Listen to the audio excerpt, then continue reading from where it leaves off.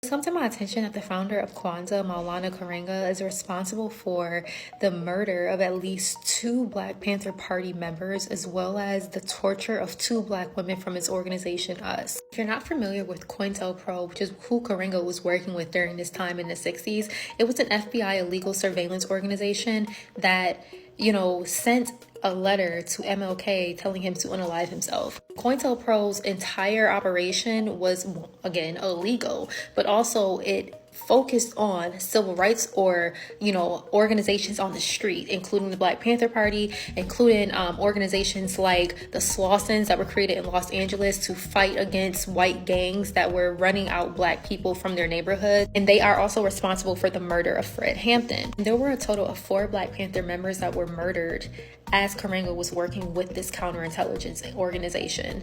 And that includes Alprentice Bunchy Carter and John Huggins, who are both from Los Angeles, and then 2 in San Diego, Sylvester Bell and John Savage. Not only that, Karenga, along with his wife and 3 other members from the US organization, were charged with kidnapping and torturing of 2 women from that same organization because Karenga believed that they were spies. He ended up serving 4 years in prison, and a former US chair came out and stated that not only was Karenga responsible for the torture, it was an ongoing pattern. So there were former Black Panther members that came out and said, how can they honor a holiday made up by a man who would torture women in his own organization? To this day, at least I could not find any type of accountability that Karenga has taken or any remorse that he, might have felt for his past actions. What's also incredibly sad is that John Hughes, one of the Black Panther members who were murdered, was a father of an infant daughter and only in his early 20s. I believe he was only 22 when he was murdered. Apprentice Carter, on the other hand, organized the Southern California chapter of the Black Panther Party, and before that he was also known as the mayor of Los Angeles. As I spoke of the Slossons before, he was a part of the Slossons. The Slossons was an organization formed to defend a neighborhood against local white gangs.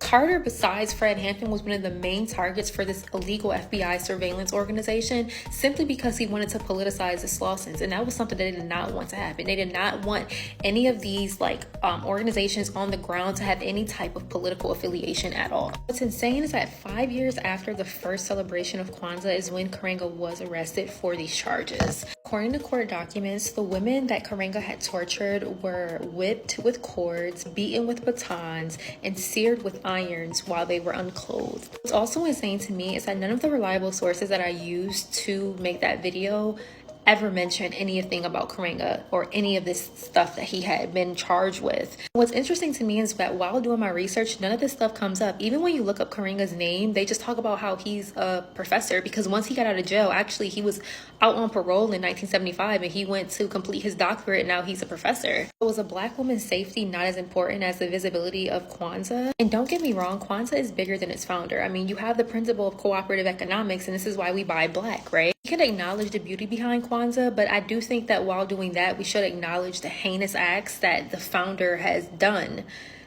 It doesn't matter. It doesn't take away because you created this and because you helped get Black studies into colleges and classrooms for universities. That doesn't take away from the fact that you enacted violence on a Black woman. What do you really stand for? Kwanzaa does promote collective action for the collective good, but the whole time that I was reading about this, it reminded me of Thanksgiving.